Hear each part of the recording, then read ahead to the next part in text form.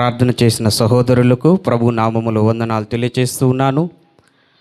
ప్రియమైనటువంటి దేవుని బిడ్డలారా, మరి మీకును చేరి వచ్చినటువంటి దైవ సేవకులకందరికీ మన రక్షకుడును ప్రభు అయిన యేసుక్రీస్తు వారి అతి శ్రేష్టమైన నామములో నా హృదయపూర్వకమైనటువంటి వందనాలు తెలియజేస్తూ ఉన్నాను.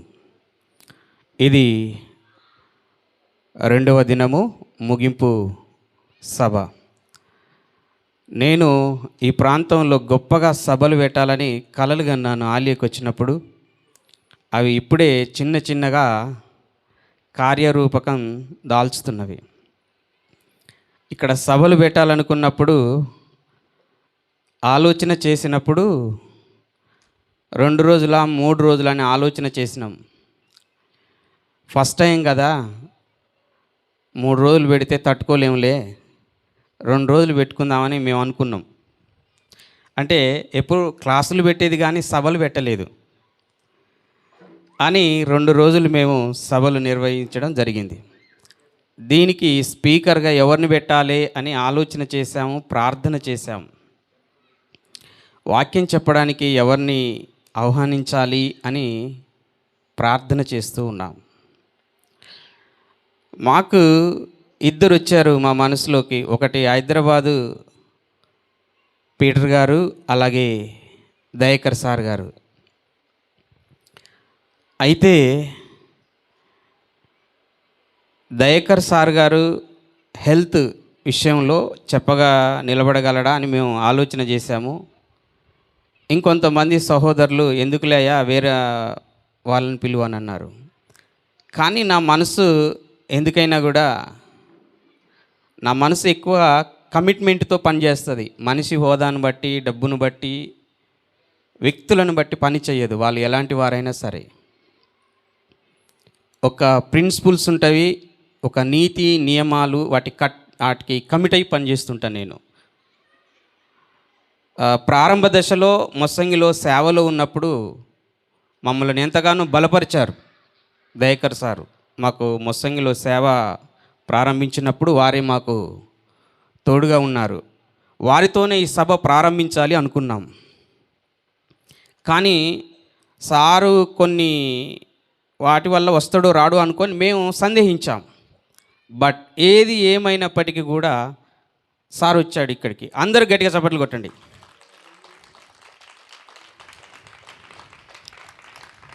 ఎవరెవరో మనసులోకి వచ్చారు పిలుస్తామని. కానీ నా మనసు ఏంటంటే ఫస్ట్ కొన్ని నియమాలను వెతుకుతుంది అన్నమాట. ఎవరు మనకు కరెక్ట్గా ఉన్నారు దేవుని పనిలో అనుకూలంగా, అంటే ఒక కమిట్మెంట్. చాలామంది ఉంటారు, కమిట్మెంట్తో వారు ఉంటారు. ఒక ప్రిన్సిపల్స్ ఉండాలి లైఫ్కి. అది చూసినప్పుడు మాకు దయాకర్ సార్ గారు చాలా అనుబంధంగా ఉన్నారు. వారిని బట్టి వచ్చినందుకు నా హృదయపూర్వకమైనటువంటి వందనాలు తెలియజేస్తూ ఉన్నాం. నేను ఈ సభలకు పెట్టాలని ఇప్పుడే కాదు, ఇంకా రానున్న కాలంలో చాలా సభలు నిర్వహిస్తాం.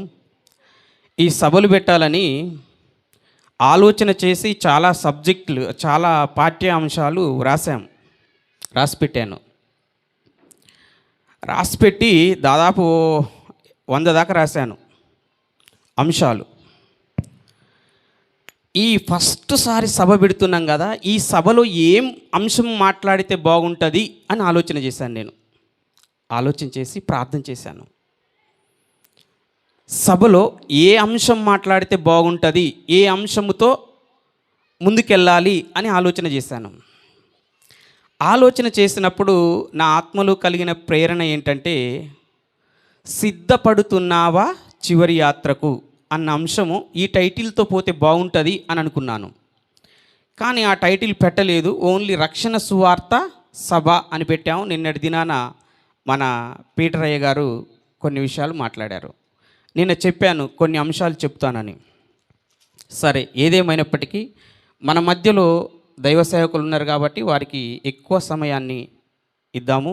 నేను కొన్ని మాటలు ఏదైతే అనుకున్నానో దాని గురించి కొన్ని మాటలను మనం ఈ రాత్రి కాలంలో కొన్ని మాటలను చెప్పి నేను దైవ సేవకులకు ఈ సమయాన్ని అప్పగిస్తాను.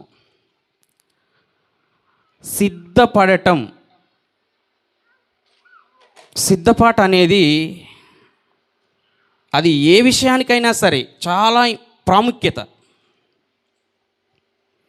అది శరీరపరమైనది కావచ్చు, ఆత్మ సంబంధమైనది కావచ్చు, అది ఎనీ కైండ్ ఆఫ్ ఫీల్డ్, ఏ రకమైన రంగంలో ఉన్నా సరే సిద్ధపాట అనేది చాలా ప్రాముఖ్యమైనటువంటిది. సిద్ధపాటు లేనటువంటి జీవితము కానీ పని కానీ సిగ్గుతో ముగుస్తుంది, లేదా కలవరముతో ప్రశ్నార్థకంగా ముగుస్తుంది. అది పని కావచ్చు, జీవితం కావచ్చు, మరణం కావచ్చు, అది ఏదైనా సరే సిద్ధపాటు లేకపోతే ఎట్ ద ఎండింగ్ టైంలో కలవరం మొదలవుతుంది, క్వశ్చన్ మార్క్ పడుతుంది. మనిషికి సిద్ధపాటు అనేది చాలా ప్రాముఖ్యమైనటువంటిది. కాలగమనములో జీవితం గురించి ఆలోచించాలి. కాలంతో మన గమనం పయనించాలి. ఈ రెండు సమాంతరంగా పోవాలి. కాలము నీ గమనము. గమనం అంటే నీ ప్రయాణం, నీ యాక్షన్స్, నీ మూమెంట్స్, నీ పనులు. కాలం ఎంత స్పీడ్లో వెళ్తుందో నీ జీవిత కాలం, ఈ ప్రకృతి కాలంలో నీ జీవిత కాలం ఎలా వెళ్ళిపోతుందో దానితో పాటు నీ గమనం కూడా అంతే సమాంతరంగా వెళ్ళిపోవాలి. గమనం వెనక్కి అయినా కాలం ముందుకైనా క్వశ్చన్ మార్క్ పడుతుంది. ఎందుకంటే వర్క్ పెండింగ్లో ఉంటుంది అన్నమాట.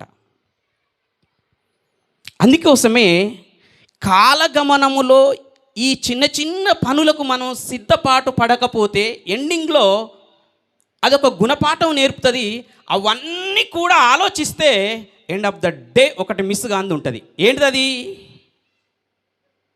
డెత్, మరణం అనేది ఉంటుంది.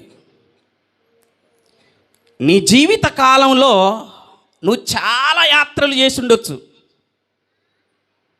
అర్థమైందా? మనిషి జీవిత కాలంలో చాలా యాత్రలు చేసి ఉండొచ్చు. ఆదికాండం 47వ అధ్యాయం 8-9 వచనాలలో అక్కడ అంటున్నాడు యాకోబు గారు ఏమని? ఆదికాండము 47వ అధ్యాయము 8-9 వచనాలు.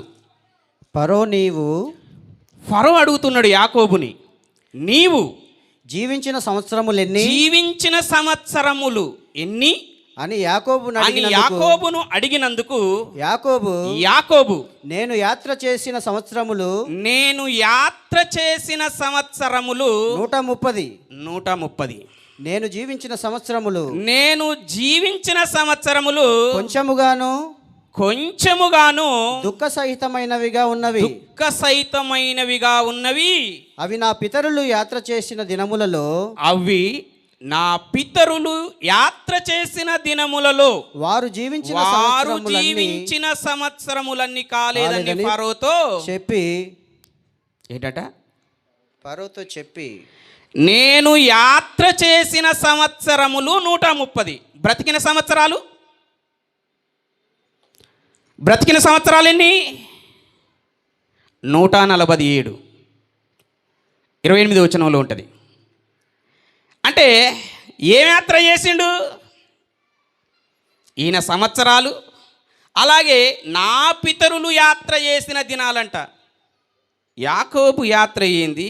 యాకోబుకు పితరులు ఇస్సాకు, యాకోబు. వీళ్ళ యాత్రలేంటి? ఈడ గుడారం బీకడం,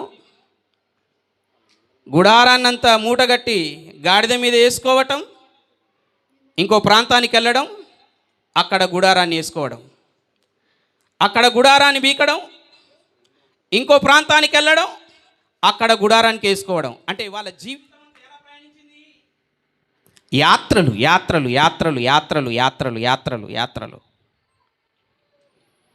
ఈ యాత్రలన్నీ చేసి ఒక ఆడ ముగుస్తుంది. ఏమొస్తుంది? ఒక ఆడ ముగుస్తుంది. ఆ ముగిసినటువంటి యాత్ర, అందుకనే ఎబ్రీ పత్రికలో 11వ అధ్యాయం 13వ వచనంలో అంటాడు, ఈ విశ్వాసల వీరులందరి గురించి అక్కడ గ్రంథకర్త చెప్తూ, ఈ విశ్వాస వీరులందరూ కూడా భూమి మీద ఎలా ఉన్నారంట? యాత్ర చేసిన వాళ్ళే. విశ్వాస వీరులందరూ కూడా ఒక్కడ స్థిరముగా లేరు. కానీ ఒకటి గుర్తుపెట్టుకోవాలి, వారు చేసిన యాత్రలన్నిటికీ వన్ డే చివరి యాత్ర ఉంటుంది. అది వారికి ఉంది, మనకు ఉంది. వారికి ఉంది, మనకు ఉంది. ఆ చివరి యాత్ర, దానికి నువ్వు సిద్ధపడాలి. దానికి నువ్వు సిద్ధపడకపోతే అప్పుడు ఏమొస్తుంది అంటే కలవరం వస్తుంటుంది. కానీ సిద్ధపడాలంటే ఫలాని రోజు, ఫలాని మాసము, ఫలాని సంవత్సరం అంటే ట్రైన్ వస్తుందంటే, బస్సు వస్తుందంటే, ఇంకేదైనా వస్తుందంటే మనం సిద్ధపడతాం. ఎందుకంటే టైం కరెక్ట్గా తెలుసు కనుక. కానీ ఈ చివరి యాత్ర దినం ఎప్పుడు వస్తుందో తెలియదు కదా. ఇస్సాకు అంటాడు ఆదికాండం 27:2, నా మరణ దినము, ఏశావుని అంటాడు, యాకోబుని పిలిచి అంటాడు, కొడక నా మరణ దినము నాకు తెలియదు. బట్ యాత్ర అనేది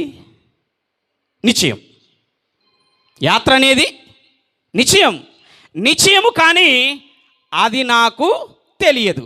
అందుకని ప్రసంగి 8:8 అంటాడు, మరణ దినము ఎవరి వశము కాదు. అంటే అది మన స్వాధీనములో ఉన్నటువంటిది కాదు. కానీ మనం ఏం చేయాలి? దానికోసం సిద్ధపడాలి. ఏంటి సిద్ధపడడం? ఏంటి? ఎలా సిద్ధపడాలి? ఏమిటికి సిద్ధపడాలి అంటే, ఇది స్థిరము కాదు, ఇది శాశ్వతము కాదు. ఎన్ని ప్రాంతాలకు యాత్ర చేసినా ఒకరోజు చివరి యాత్ర ఉంటుంది. అది నీ యాత్ర, నువ్వు చూడని యాత్ర. బట్ ఆ యాత్రను ఒకసారి నువ్వు ఊహించుకోవాలి. ఎంతమంది యాత్రలు చూస్తలేవు చివరి యాత్రలను. మన యాత్రను కూడా ఒకసారి ఊహించుకుంటే దానికి సిద్ధపడి ఉండాలి. యాకోబు ఎలా సిద్ధపడి ఉన్నాడో తెలుసా? ఆదికాండము 50వ అధ్యాయం 5వ వచనం చూడండి ఒకసారి. ఆదికాండము 50వ అధ్యాయం 5వ వచనం. నా తండ్రి నా చేత ప్రమాణము చేయించి ఇదిగో నేను చనిపోవచ్చున్నాను. ఏంటంట? యాకోబు తన కుమారునికి చెప్పాడు, ఇదిగో నేను చనిపోవచ్చున్నాను, కానానులో నా నిమిత్తము సమాధి త్రవ్వించి తిని గదా, అందులోనే నన్ను పాతి పెట్టవలెనని చెప్పెను. కాబట్టి సెలవైతే మా తండ్రిని పాతిపెట్టి శల్యములను తీసుకొని పోయి పాతిపెట్టి వస్తామని యోసేపు ఫరోతో చెప్తున్నాడు. అంటే యాకోబు బ్రతికి ఉన్నప్పుడే కొడుకుకి ఏం చెప్తున్నాడు? నా తండ్రి నా చేత ప్రమాణం చేయించుకున్నాడు. ఏమని అంటే, నేను చనిపోయిన తర్వాత కానానులో నా నిమిత్తం యాకోబు నిమిత్తం ఏం చేశాడంట? ఏంటమ్మా? యాకోబు పోకముందే సమాధి తీస్తారా మన ఇళ్ళల్లో? మనిషి పోకముందే మనిషికి సమాధి తీసి పెట్టుకుంటారా? మరి యాకోబు చనిపోకముందే సమాధి తీసుకొని పెట్టుకున్నాడంట. కొడుకు చేత ప్రమాణం చేయించుకుంటాడు. ఏమనంటే, నాకు ఒక చివరి దినం వస్తుంది, ఆ దినము నాడు నేను సిద్ధపరుచుకున్న సమాధిలో నన్ను పెట్టమని కొడుకు చేత ప్రమాణం ఎందుకు చేయించుకున్నాడు? దట్ ఈస్ సిద్ధపాటు. ఏంటిది అది? సిద్ధపాటు. ఏంటి సిద్ధపాటు? ఏ రోజైనా ఒకరోజు ఈ యాత్ర, శరీరముతో ఎన్నో యాత్రలు చేయొచ్చు, కానీ ఒకరోజు ఏమవుతుంది? ఈ శరీరం ఏమైపోతుంది?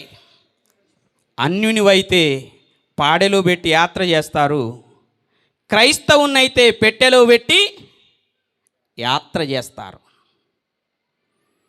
ఆ యాత్ర అందరి చూస్తావు, కానీ మన యాత్ర గురించి ఆలోచన చేస్తామా? చేస్తామా? చెయ్యం. ఎందుకు? భయం అవుతుంది, బుగులు వస్తాయి, ఇదేంది చెడు ఆలోచన నా గురించి వస్తుంది అని ఆలోచన చేసుకుంటాం. కానీ అదే నీకు ఆలోచన వస్తే నీకేముంటుంది? ముందే సిద్ధపాటు ఉంటుంది. ఏముంటుంది? సిద్ధపాటు ఉంటుంది. యాకోబు చేశాడన్నమాట. ఏం చేశాడు? సిద్ధపడ్డాడు. ద్వితీయోపదేశ కాండంలో యెహోవా మోషేతో అంటున్నాడు. ద్వితీయోపదేశ కాండం 31:14 ఏమని?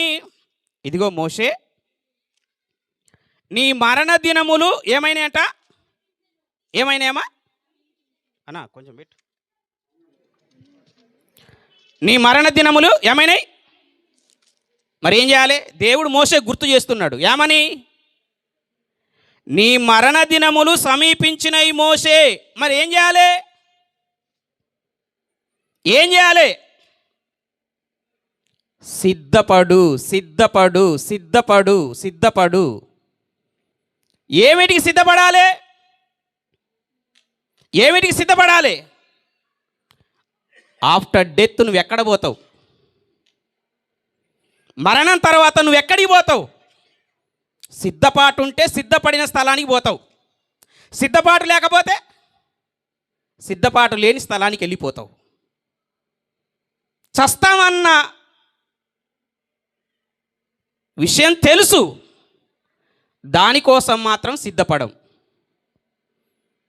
చస్తామన్న విషయం అందరికీ తెలుసు, దానికోసం సిద్ధపడతామా?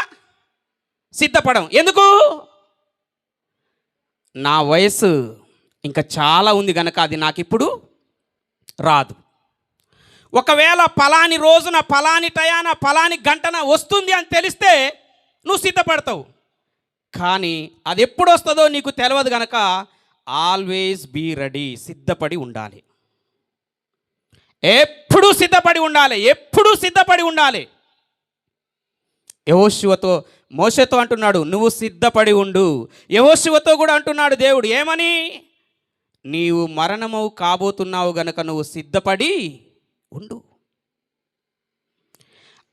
అంటే మనుషులందరికీ, మనిషిగా పుట్టిన ప్రతి ఒక్కరు కూడా ఒక మార్గంలో వెళ్ళిపోవాలి. దాన్నే యెహోషువ గ్రంథం 23:14 యెహోషువ గారు రాస్తున్నారు. చెప్పండి ఒకసారి ఒక మాట. ఇదిగో నేను సర్వలోకుల మార్గమున ఏం చేస్తున్నాడంటమ్మా? సర్వలోకుల మార్గమున వెళుచున్నానంట. అంటే అంటే లోకంలో ఉన్నటువంటి వారందరూ కూడా ఒక మార్గం వెళ్ళాలి, ఒక మార్గం గుండా వెళ్ళాలి. ఏంటా మార్గం? మరణద్వారం. ఏంటా మార్గం? మరణద్వారం. మొదటి రాజుల గ్రంథం 2:2 కూడా దావీదు కుమారునికి చెప్తున్నాడు, కుమారుడా, లోకులందరూ పోవలసిన మార్గాన ఏమంటున్నాడు దావీదు? ఈయన ఏమన్నా సపరేట్గా పోతున్నాడా? మనం ఏమన్నా సపరేట్గా పోతామా? మరణద్వారం అందరికీ ఉంటుంది. ఎవరన్నా దీన్ని తప్పించుకోగలుగుతారా? మరణాన్ని తప్పించుకోవలసిన వారు ఎవరన్నా ఉన్నారా? ఎవ్వరూ లేరు. లోకులందరూ పోవలసిన మార్గాన నేను పోతున్నాను. వాళ్ళు సిద్ధపడిపోయారు. మరి మనం కూడా సిద్ధపడి ఆ మార్గాన పోతున్నామా? మనకేమన్నా మార్గం సపరేట్ ఉంటుందా? మరణద్వారం మనకేమన్నా సపరేట్ ఉంటుందా? మరణం రుచి చూడకుండా, మరణం పొందకుండా, మరణం అనుభవించకుండా మనకేమన్నా సపరేట్ ఉంటుందా? ఉండదు కదా. లోకులందరూ పోయే మార్గం మరణద్వారం. లోకులందరూ పోవలసిన దినము, చివరి దినము, చివరి యాత్ర. దానికి వారు సిద్ధపడ్డారు భక్తులు. యాకోబు గారు ముందే సమాధి తీపిచ్చుకొని దానికి సిద్ధపడ్డాడంట. కొడుకుతోని ప్రమాణం చేయించుకుంటుండంట. ఏమని? నేను ఈ శరీరాన్ని వదిలిపెట్టిపోయిన తర్వాతకి ఈ మట్టి దేహానికి అంతా యాత్ర చేస్తారు కదా, చివరి యాత్ర. దీన్ని తీసుకెళ్ళి ఎక్కడ పెట్టమంటున్నారు? నేను సిద్ధపాటు చేసుకున్నటువంటి సమాధిలో పెట్టండి. ఏముంది యాకోబుకి? సిద్ధపాటు. మోషేకి దేవుడు గుర్తు చేస్తున్నాడు, నీ దినములు సమీపమైనవి. యెహోషువకి లోకులందరూ పోవలసిన మార్గాన పోతున్నా. దావీదుకి లోకులందరూ పోవలసిన మార్గాన నేను పోతున్నా. కుమారుడా, దేవుని మందిరం కట్టాలని రాతి బండలు, చలవరాతి బండలు, దేవదారు మ్రానులు, వెండి, బంగారం అంతా సమకూర్చాను. నా తరములో దేవుని సేవ చేసి నేను ముగించాను. నేను వెళ్ళిపోతున్నాను. నా మార్గంలోనే మళ్ళీ నువ్వు కూడా వస్తావు. వారు వెళ్ళిన మార్గంలో మనము కూడా వెళ్తాము. వారు సిద్ధపడి వెళ్ళారు. మరి మనం సిద్ధపడి వెళ్తామా? సిద్ధపాటు ఉందా? మరణం వస్తుందని తెలుసు. మరణం తర్వాత ఏం జరుగుతుందో ఆలోచించము. మరణమైన వాళ్ళకి ఏం జరుగుతుందో ఆలోచించము. దానికి ముందే మరణం తర్వాత ఏం జరుగుతుందో, మరణానికి ముందు ఏముంది, పుట్టక ముందు ఏముంది, అంత ఈ పరిశుద్ధ గ్రంథంలో తండ్రి అయిన దేవుడు ఆత్మచేత మనకు ఏం చేశాడంటే వ్రాయించాడు. అందుకే దేవుడు దావీదుతో అంటున్నాడు, 2 సమూయేలు గ్రంథం 7వ అధ్యాయం 11వ వచనంలో, దావీదు రాజా, నీ దినములు సంపూర్ణమగునప్పుడు నువ్వు నీ పితరుల యొద్దకు ఏమవుతావంట? చేర్చబడతావు. ఏం చేయాలి? నువ్వు సిద్ధపడు. సిద్ధపడ్డాడా? సిద్ధపడ్డాడు. హిజ్కియాతో కూడా అదే అంటున్నాడు. హిజ్కియా, నీవు మరణమవుతున్నావు గనక నీ ఇల్లును చక్కబెట్టుకో. అర్థం ఏంటి? సిద్ధపడు. మనం క్రైస్తవులుగా బతుకుతున్నాం కానీ మరణానికి మాత్రం సిద్ధపడమండి. దేవుడు బతికిస్తాడండి, స్వస్థపరుస్తాడండి. దేవుడు యేసు ప్రభు స్వస్థపరిచిన వాళ్ళు కూడా చచ్చిపోయినరు. యేసు ప్రభు చనిపోయిన వాళ్ళని లేపాడు. వాళ్ళు ఇంకా బతికున్నారా? లాజరు బతికున్నాడా? నాయనన్ గ్రామంలో విధవరాలి కుమారుడు బ్రతికున్నాడా? అపోస్తులు లేపారు, వాళ్ళు బతికున్నారా? దేవుడు స్వస్థపరుస్తాడండి. నేను జావనండి. ఎన్నిసార్లు స్వస్థపరిచినా, ఎన్నిసార్లు బాగు చేసినా, ఎన్నిసార్లు నీకు రోగం బాగైనా ఒకసారి ఏమవుతావు? నువ్వు ఒకసారి ఏమవుతావు? లోకులందరూ పోవలసిన మార్గాన ఏమవుతావు? నువ్వు వెళ్ళవలసి వస్తుంది కదా. కానీ దానికి సిద్ధపడతామా? మనం దానికి సిద్ధపడతామా? సిద్ధపడమని చెప్తున్నాడు. సిద్ధపడకపోతే ఏమవుతుంది అంటే భయం వేస్తుంది, కలవరం వస్తుంది, దిగులు వస్తుంది, చింత వస్తుంది. చనిపోయినాక నేను ఎక్కడ పోతానో, ఏమవుతుందో, అయోమయోగం, ఆత్మలో కలవరం, ఒక రకమైనటువంటి దిగులు, ఒక రకమైన చింత. మీరు ట్రైన్కి పోయినా, ఫ్లైట్కి పోయినా, బస్సుకు పోయినా సిద్ధపాటు లేకుండా పోయినరు అనుకో, బస్సు ఎక్కినాక కానీ, ట్రైన్ ఎక్కినాక కానీ, ఫ్లైట్ ఎక్కినాక కానీ ఎలా ఉంటుందండి? అయ్యో, అనవసరంగా ఈ మనిషి వచ్చాను, ఎంత బాధ ఉంటుంది. ఇవి తాత్కాలికమైనటువంటివి. కానీ ప్రియ దేవుని బిడ్డ, నువ్వు గుర్తుపెట్టుకో.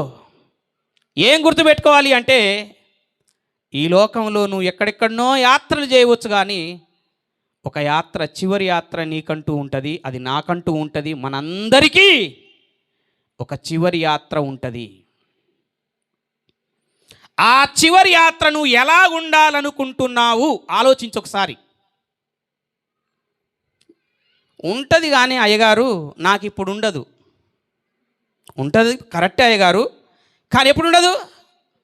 నాకు ఇప్పుడు ఉండదు అయ్యగారు. నాకు ఎప్పుడు ఉంటుంది అంటే ఇంకా ఇంకా 10 సంవత్సరాలు, ఇంకా 15 సంవత్సరాలు, ఇంకా 20 సంవత్సరాలు. అంటే నీకు సిద్ధపాటు లేదు. సిద్ధపాటు లేకపోతే ఎక్కడ పోతావు నువ్వు? నువ్వు సిద్ధపడని రీతిలో అనుకొనప్పుడు అది వస్తుంది. ఎంత భయం వేస్తుందో తెలుసా? ఎంత ఏడుస్తావో తెలుసా? నువ్వు దేవుని బిడ్డవేనా? సావురాంగని ఎందుకు ఏడుస్తావు? అమ్మా, చచ్చిపోతే దేశప్రభు దగ్గరికి పోతామని తెలవదా? తెలుసు.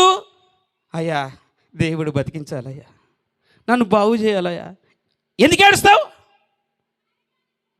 సిద్ధపాటు లేదు కాబట్టి భయం, సిద్ధపాటు లేదు కాబట్టి కలవరం, మారు మనసు పొందలేదు కాబట్టి దిగులు. ఎందుకంటే చనిపోయిన తర్వాతికి ఎక్కడ పోతామో బైబిల్లో ఉన్నది, యేసుప్రభు చెప్పాడు, అది పాస్టర్లు చెప్తుండ్రు, మనం వింటుంటాం. కానీ సిద్ధపాటు లేదు కాబట్టి నువ్వు అనుకోనని సమయాన నీ చివరి దినం వస్తుంది కాబట్టి, అప్పుడు ఎక్స్పెక్ట్ చెయ్యని రీతిలో వచ్చింది కాబట్టి అప్పుడు భయం వేస్తుంది, దిగులేస్తుంది, చింతేస్తుంది. తోటి విశ్వాసులు వచ్చి, ఎందుకు ఏడుస్తున్నావు బిడ్డ? యేసుప్రభు ఉన్నాలే, మనకు పరలోకమే కదా, దేవుని దగ్గరికి పోతున్నాం కదా అంటాడు. అవును, ఆయనకు కూడా తెలుసు. మళ్ళీ ఏడ్చేది ఎందుకు? దేవుని దగ్గరికి పోవడం ఇష్టం లేదా? యేసుప్రభు దగ్గరికి పోవడం ఇష్టం లేదా? దేవదూతల దగ్గరికి పోవడం ఇష్టం లేదా? పరలోకం పోవడం ఇష్టం లేదా? ఉంది. ఎందుకు ఏడుస్తున్నావు? మరి ఎందుకు ఏడుస్తున్నావు? పరలోకం ఉందని తెలుసు కదా, దేవుడు ఉన్నాడని తెలుసు కదా, ఏడుపు ఎందుకు వస్తుంది? నీకు మరణ దినం వచ్చేసరికి సంథింగ్ రాంగ్. ఏం రాంగ్ అంటే, వస్తుందని తెలుసు కానీ నీ ఆత్మ సిద్ధపడలేదు. వస్తుందని తెలిసి నువ్వెందుకు సిద్ధపడలేదు? సిద్ధపడితే చాలా ధైర్యం ఉంటుందండి. ఎగ్జామ్ రాసే పిల్లలు పర్ఫెక్ట్గా ప్రిపేర్ అయ్యి ఎగ్జామ్ హాల్లోకి పోతే పేపర్ ఎప్పుడు వస్తుంది, నేను ఎప్పుడు రాయాలి, పక్కకు చూస్తే టైం వేస్ట్ అయిపోతుందని ఉంటుంది. సిద్ధపాటు లేనాడు ఎవడు చిట్టేస్తాడురా, ఎవరేమన్నా చెప్తారా, చెమటలు పడుతుంటాయి, బతలాడుతుంటాడు, ఫెయిల్ అవుతానేమన్న భయం. ఎందుకు? సిద్ధపడలేదు. పరీక్ష డేట్ ముందు, పరీక్ష అనుకోకుండా అన్ఎక్స్పెక్టెడ్గా వస్తుంటుందా? ఎంతకాలం ముందు చెప్తారు? పలాన్ డేటు, పలాన్ రోజు, time table, room number, time, all ticket అంతా ఇస్తారు, కానీ సిద్ధపడలేదు. మన బతుకులు, క్రైస్తవ జీవితం ఎంతమందిని చూస్తలేము మనం? చివరి యాత్రలు చేస్తూ ఉంటే దానికి సిద్ధపాటు ఉండాలి నీకు. మీకు పేర్లు పెట్టిరు, మనకు పేర్లు పెట్టిరు మన అమ్మ నాన్న. ఆ పేర్లు మనకు నచ్చొచ్చు, నచ్చకపోవచ్చు. మా నాన్న నాకు ఈ పేరు పెట్టింది, మా అమ్మ నాకు ఈ పేరు పెట్టింది ఏంటి అని అనుకుంటాం మనం. కానీ నీకు నచ్చిన పేరు నువ్వు పెట్టుకో, అది ఎండ్ ఆఫ్ ద డేలో అదే ఒకటి. ఏంటంటే మంచోడు, చెడ్డోడు. నువ్వు పెట్టుకో ఆ పేరు, నీ యాత్రకు పెట్టుకో. ఏమంటారు మీరు? ప్రతి చివరి యాత్రలో, ఎవరి యాత్రలో అయినా చూడండి, ఒక సామాన్యుని యాత్ర కానించి మొదలు పెట్టుకుంటే, ఇంగ్లాండ్ క్వీన్ కొరకు చూసుకోండి. ఇంగ్లాండ్ క్వీన్ శవయాత్ర ఎట్లా జరుగుతుందో తెలుసా? ఇంగ్లాండ్ మొత్తం తిప్పుతారామను, తిప్పిన తర్వాతకి అక్కడికి తీసుకెళ్తారు మనల్ని, అంతే. కానీ ఏమంటారో తెలుసా? అప్పుడు చెప్తారు, నువ్వు చేసిన పనులన్నీ స్క్రీన్ మీదకి వస్తాయి, అప్పుడు ప్రజల నోళ్ళల్లోకి వస్తాయి. అప్పుడు బ్యాలెన్సింగ్ చేసి చెప్తారు, వీడు మంచోడు, వీడు చెడ్డోడు, ఈమె మంచిది, ఈమె మంచిది కాదు. ఈ రెండు పేర్లే నువ్వు పెట్టుకునేది, ఈ రెండు పేర్లే నువ్వు పెట్టుకునేది. నీ పేరు ఎవరికి, నీ పేరు ఇక నీ పేర్లు ఎవడు, ఆ పేర్లు కాదు, రెండే ప్రజలు బ్యాలెన్సింగ్ చేసేది. కాబట్టి ప్రియమైన దేవుని బిడ్డలారా, కాలముతో మనం సిద్ధపడాలి. అందుకే యేసుక్రీస్తు ప్రభువారు భూమి మీదకి వచ్చి ప్రతిసారి ఏమన్నాడో తెలుసా? నా కాలము పరిపూర్ణమైంది, నా సమయము ఆసన్నమైంది, నా గడియ వచ్చింది. ప్రతిసారి కాలాంతో కంపారిజన్ చేసుకుంటుండే యేసు ప్రభువారు. మీరు సువార్తలు చదవండి. నా కాలము సమీపమైంది, నా గడియ వచ్చింది. మరి ఏంది? తండ్రి నువ్విచ్చిన పని కూడా నేను ఏం చేస్తున్నాను? అది అంటే కాలం దగ్గరికి వచ్చింది, పని పూర్తికి వచ్చింది. అదే నేను చెప్తున్నాను. నీ జీవిత కాలంలో దేవుని కోసం నువ్వు చేయవలసిన పనులు కావచ్చు, నీ జీవిత కాలంలో నువ్వు బ్రతకవలసిన విధానం కావచ్చు, దాన్ని పోస్ట్ పోన్ చేయగాకు. నీ కాలము, దేవుడు నీకు ఇచ్చిన పని రెండూ సమాంతరంగా పోవాలి. కాలం ముందుకయ్యి పని పెండింగ్లో ఉంటే, అయ్యో నేను ఇది చేయనైతిని కదా, నేను ఇలా చేయనైతిని కదా, నేను ఇలా మారనైతిని కదా, ఇంకా చాలా ఉంటుంది. అప్పుడు ఏమవుతుందంటే మనసులో కలవరం వస్తుంది, దిగులు వస్తుంది, చింత వస్తుంది, భయం వస్తుంది. కాబట్టి ఈ రాత్రి కాలంలో సిద్ధపడుతున్నావా? చెప్పండమ్మా, సిద్ధపడుతున్నావా? అయ్యగారు ఇంత గొప్ప సభలు పెట్టి ఏదో ఆశీర్వాదాల గురించి దేని గురించో చెప్పుదామనుకుంటే మమ్ములను శవాల పెట్టి దీని గురించి చెప్తున్నవేమయ్యా అని అనుకుంటున్నారా? జీవితంలో దేవుడు నీకు ఎన్ని ఆశీర్వాదాలు ఇచ్చినా చిట్ట చివరి ఆశీర్వాదం మరణం. గుర్తుపెట్టుకోండి. దేవుడు నీ జీవితంలో ఎన్ని ఆశీర్వాదాలు ఇచ్చినా ఫైనల్ ఆశీర్వాదం ఏంటంటే మరణం. ఆ ఆశీర్వాదంతోనే దేవుని దగ్గరికి పోతావు. నువ్వు ఆశీర్వాదంతోనే నువ్వు దేవుని చూస్తావు. ఆశీర్వాదంతోనే దేవదూతలు వచ్చి నిన్ను తీసుకొని పోయి దేవుని సన్నిధిలో ఉంచుతారు. బట్ నువ్వు సిద్ధపడితే అది నీకు చాలా ఆనందకరంగా ఉంటుంది. సిద్ధపడకపోతే ఏడుస్తావు. నీ మనస్సాక్షి చెప్తుంది, నువ్వు సిద్ధపడలేదు, మారు మనసు పొందలేదు, నీ పాపాలు అట్నే ఉన్నాయి, కొన్ని మానేసినవు, కొన్ని చేసినవు, నువ్వు నరకానికే పోతావని, పరలోకానికి పోతావని పక్కోళ్ళు చెప్పినా, నీ పెదాలు చెప్పినా, నీ అంతరాత్మ మాత్రం నువ్వు చేసిన పాపాలను బట్టి నరకానికే పోతావని చెప్తుంది. నువ్వు ఏడుస్తావు, పక్కోళ్ళు ఊకుంచుతారు. జరిగేది అదే. ప్రార్థన చేస్తా, అయ్యగారు వాక్యం చెప్తారు.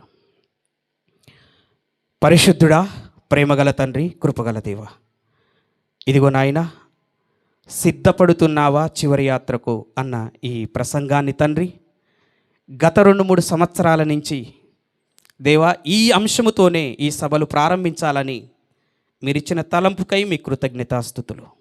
ఈ బిడ్డలు ఈ రాత్రి కాలంలో మాటలు విన్నారు నాయన. క్రైస్తవులుగా, పేరుకే క్రైస్తవులుగా, నామకార్థంగా కాకుండా తండ్రి, మరణం లోకులందరూ వెళ్తారు ఈ మార్గాన. కొంతమంది సిద్ధపడి వెళ్తారు, కొంతమంది సిద్ధపడకుండా వెళ్తారు.